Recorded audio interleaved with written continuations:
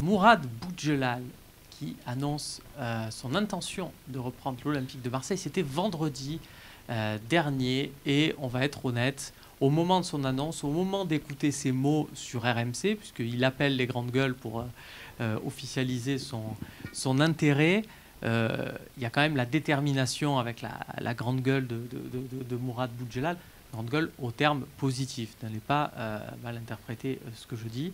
Il y a cette détermination-là qui a fait sa force, qui en a fait quand même un champion d'Europe dans le monde du rugby. C'est séduisant. On se dit en plus, si en plus de ça, il y a des fonds, on est sur un casting parfait. On est un peu tout excité. On se dit, ça y est, l'OM va changer de dimension. C'est extraordinaire. Il s'est passé une semaine. Est-ce que cet enthousiasme a été douché? Est-ce que vous l'aviez dès le départ ou pas? Je suis curieux d'avoir votre point de vue, messieurs Arnaud Chabert et Michel Aliaga. On commence avec toi, Michel. Dis-moi comment tu as vécu cette semaine? C'est particulier parce que j'ai une double casquette, puisque moi, Mourad, je le connais en tant que journaliste et présentateur à France 3 avec le RCT. RCT qui est 3 fois champion d'Europe, on les couvre. J'ai des relations avec Mourad, je l'ai reçu plusieurs fois. Je te suivais aussi pour 20 minutes. Et donc, je le reçois il y a un mois dans le journal. Parce qu'il est proposé pour peut-être rentrer à la LNR, à la Ligue nationale de rugby. Il fracasse un peu le RCT. Voilà, on précise, il a vendu Toulon. Voilà, il se dit, je vais être là, et je vais peut-être être à l'Atlético, je vais peut-être être au Sporting Toulon. Et donc, je lui pose toutes ces questions. Un retraité qui cherche et à la fin, avant de partir, parce que moi, je le vois, président de l'OM, je me l'imagine, j'ai une question un petit peu d'amoureux de l'OM, je dis, moi, dès l'OM. Et là, il m'envoie un peu bouler, c'est trop gros pour moi, c'est pas possible. Il y a un mois de ça. Et donc vendredi, quand je suis à la commanderie, puisqu'on me fait la reprise, c'est un supporter qui me tape dans le dos et il me dit « Oh Michel, tu as vu Mourad ?» Oh, moi je crois que c'est une rumeur de plus, etc. Je suis pas loin de faire le direct et puis j'allume RMC. Et là, j'entends la déclaration et je l'appelle. Et là, je tombe sur lui, je suis surpris parce que je pensais qu'il me répondrait pas. Oui, vendredi, il avait un standard. Voilà. Hein, et il me dit ouais, tu as ton tenue, je te confirme. Ouais, c'est ça, c'est ci, c'est là. Moi, sur le coup, je suis surpris quand même. Mais je connais le personnage. Je me dis, il n'a rien gagné. Il a 60 ans, il n'en a pas 35. S'il fait ça, c'est que quand même, il a des billes derrière. Moi, je suis surpris parce que normalement, quand tu achètes un club, tu ne te dévoiles pas. Voilà, tu fais ça en discrétion. Mais moi, je crois en Mourad Boudjelal. En revanche, j'ai plus de doutes quant aux Tunisiens et ce qu'il y a derrière. Là, je suis sceptique. D'accord. Arnaud, tu l'as vécu comment, toi, cette annonce? Comme une très bonne approche, dans le sens où je pense qu'aujourd'hui, l'OM est essentiellement, officiellement pas vendeur, mais je trouve que l'approche de Mourad Boudjelal est très directe et percutante. Et du coup, elle met un peu, en péril un petit peu le modèle de McCourt et de Hérault, dans le sens où aujourd'hui, j'ai l'impression qu'ils sont obligés de vendre. Pourquoi? Parce que, ou alors, il les a mis dans l'impasse en disant écoutez, moi j'arrive, je vous propose des solutions, j'ai tout ce qu'il faut derrière et en plus de ça, j'ai un vécu, j'ai réussi dans ce que j'ai fait. Donc, moi je vous le rachète, le club. Vous n'avez pas la possibilité d'injecter de l'argent. Enfin, aujourd'hui vous dites que vous êtes en crise et que vous n'avez pas assez de fonds.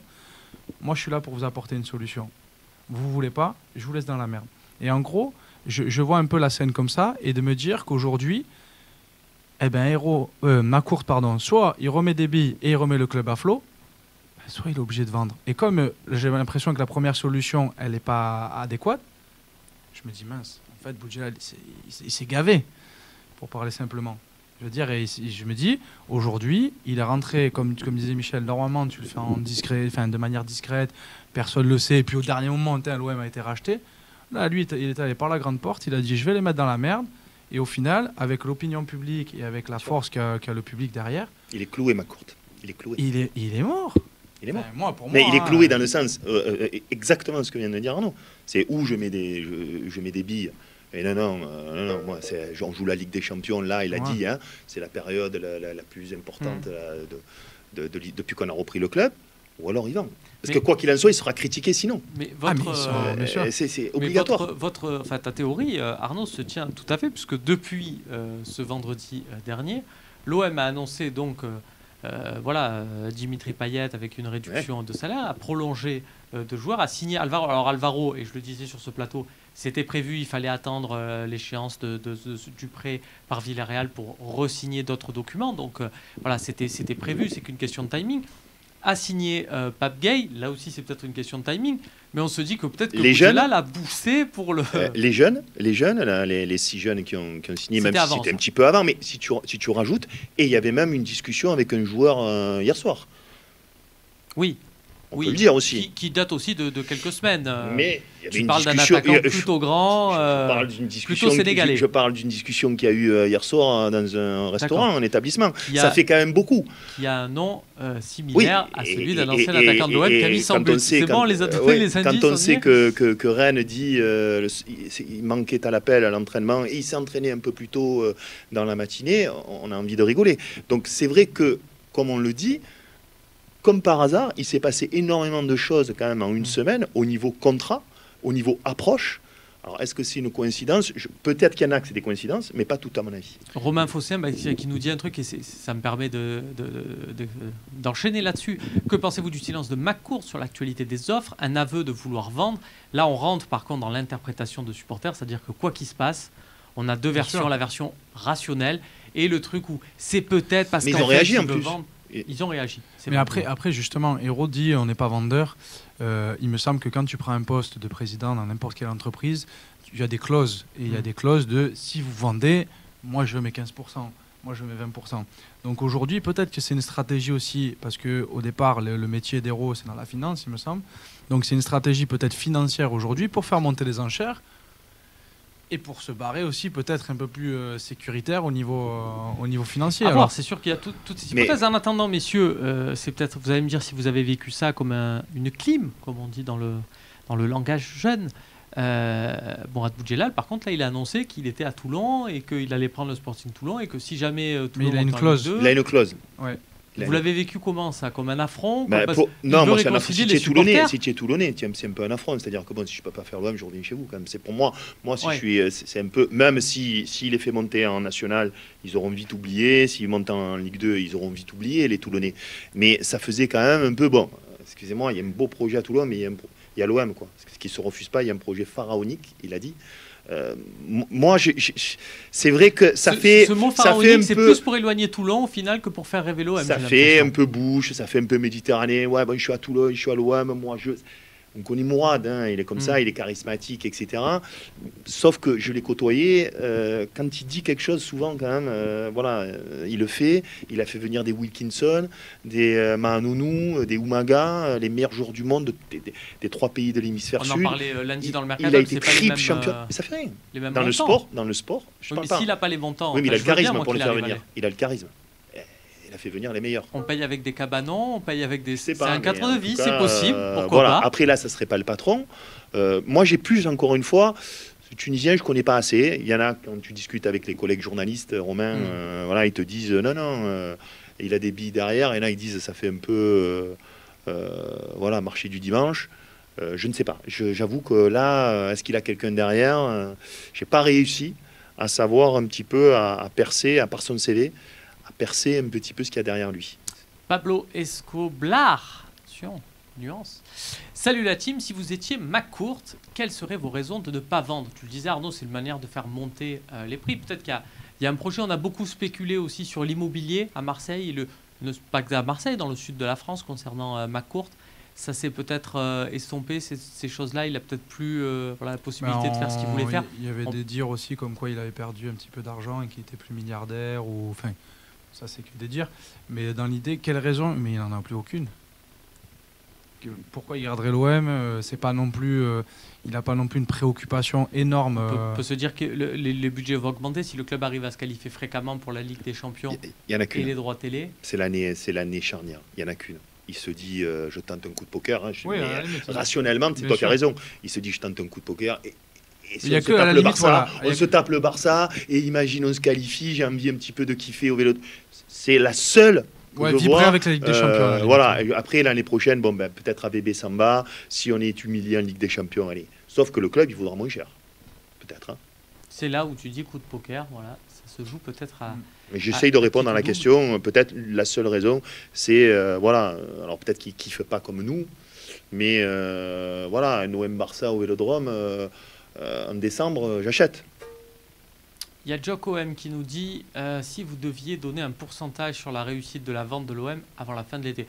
Ça, c'est le genre de truc typique. Vous allez vous mouiller et derrière, on va vous ressortir la séquence. On va vous la ressortir et la ressortir et ressortir. Assumer, on Je sais assume, pas tous les si deux. c'est, On assume. Je ne sais pas si c'est très pertinent. Surtout Déjà, que, avant la fin à de ce l'été, stade-là, il faut souvent 3 mois pour une vente. Donc, Voilà. avant la fin de l'été, ça. c'est ce que ça j'allais peut dire. être, C'était ma réponse, compliqué. c'était de dire que Moi, Quasi à nul. l'arrivée, je n'y crois pas. Mais bon, pourcentage de chance, tu le ressortiras, comme tu dis. Je vais dire 15%. Moi, l'engouement me fait donner 60%. ah. Ben voilà, tu vois, on Quoi va d'autre, ressortir. Je reste du côté de Michel sur le même chiffre que Michel. On parle beaucoup de cette histoire, messieurs, de vente, mais on le disait, il y a André Villas-Boas qui est là cette saison. Il y a une équipe en place. Ça va rien changer fondamentalement là pour l'équipe. Le temps que ça se fasse, ça va rien changer sur le mercato, l'approche de l'Olympique de Marseille. On est d'accord? Alors, ça dépend, parce qu'on a dit la fin de l'été. Imaginons que la vente, on nous dit 60%, se réalise le 20 septembre. Je dis n'importe quoi. Hein. Il y a 15 jours pour recruter. Avec ce qui va se passer en Europe, avec les blessés possibles, etc. Tu peux, en 15 jours, faire un D'accord. énorme coup. Mais dans l'absolu, oui. Dans l'absolu, a priori, tu vas travailler avec l'équipe dirigeante actuelle, ton effectif, et avoir quelques ajustements dont on parle depuis des semaines, c'est-à-dire 2 ou 3 ventes et peut-être 1 ou 2 achats. Arnaud, je te sollicite vraiment sur ton domaine là-dessus, et on l'a vu à l'époque du rachat de McCourt avec les joueurs qui étaient arrivés l'hiver. Quand tu fais pas la préparation avec le groupe, et si on recrute des joueurs à la hâte, imaginons l'OM est racheté, c'est extraordinaire, on a des moyens de fou, on prend 3 mecs, 4 mecs en septembre appelés à être titulaires et à changer le visage de l'équipe. S'ils n'ont pas fait la préparation avec le groupe, est-ce que ça change quand même beaucoup de choses? C'est très compliqué de venir ou en cours de prépa ou vraiment après en cours de saison. Je veux dire, quand tu es en prépa, tu contrôles tout. L'objectif de ces semaines de prépa, c'est du insight, tu es tous ensemble et justement tu vis ensemble. Là, comme je le disais dans un article, si tu pars en stage, c'est vraiment pour, au-delà de fédérer, c'est vraiment aussi pour tout contrôler. Donc c'est très difficile pour un préparateur physique de récupérer des joueurs en cours parce que tu dois rattraper des séances, tu sais pas dans quel état, tu sais pas après, tu connais pas le joueur. Donc voilà, là les gars, le staff connaît ses joueurs.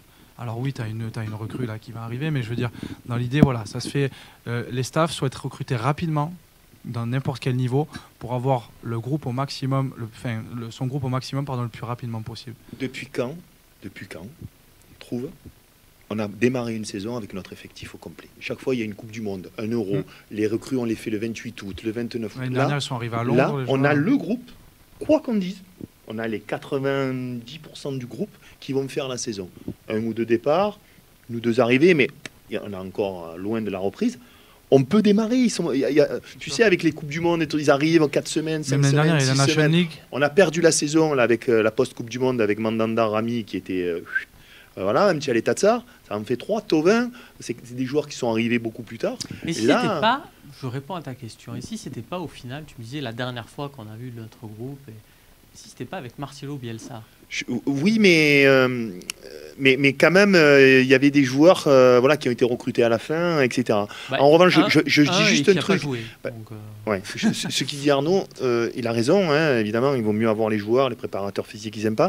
Après, il y a le type de joueur aussi. Tu peux avoir le côté émotionnel. Je donne un exemple, ne rigolez pas. Tu es dans une configuration où on reprend le club, hein, moi j'y crois pas, mais le 20 septembre, tu fais venir Antoine Griezmann en prêt. Il peut s'intégrer rapidement dans un groupe où il connaît Mandanda, Tovin. Non, mais on était sur un domaine où moi, j'y crois pas. C'est ce que tu disais, hein, les moyens, etc. On est dans cette configuration-là, un international qui connaît la moitié de l'effectif. C'est beaucoup plus... à Barcelone, il est capable de te marquer des buts. C'est beaucoup plus facile pour s'intégrer à un groupe. Voilà. Bien sûr, il y a d'autres conditionnements. Très bien. Messieurs, on verra, on se fera un point. Voilà, on verra si le soufflet retombe définitivement. Pardon de rêver ou pas. un peu. Hein. Non, mais on a le droit de rêver. On se l'est dit. C'est toi qui m'as fait rêver. Quand on a eu ce truc-là, on s'est rêvé. Après, on est obligé de donner tous les éléments, et c'est ce qu'on fait à chaque fois, pour que les gens qui nous regardent aient les armes pour eux aussi y croire, pas rêver inutilement, rêver en conscience et en étant pleinement conscient de ce que l'on fait. On peut dire quand même que Abdenour... On rêve quand on est conscient et tout ça. Bien sûr. Abdenour et Mitroglou qui arrivent fin août, Un, il est blessé, l'autre, il est pas bon. Voilà, c'est encore... Et là, je veux dire, c'est la première année où il n'y a pas de matchs internationaux au mois de juin. Chaque année, quoi qu'il arrive, Ouais. tu as des matchs Ce amicaux. sera le cas aussi pour les autres équipes, attention. Non, mais justement, Non, donc mais- c'est la première année où, mis à part dans les autres championnats, on va dire en France, où tu as tous les effectifs au jour J à la reprise. Tout l'effectif et les joueurs qui sont remis de blessures, etc. Donc, on verra bien, c'est une année très atypique. On verra bien ce que ça donnera. On se fait vite, messieurs, une petite partie sur la signature des 2 contrats, prolongation des 2 contrats de nos jeunes, Lucas Perrin et Marley Haquet. C'est tout de suite.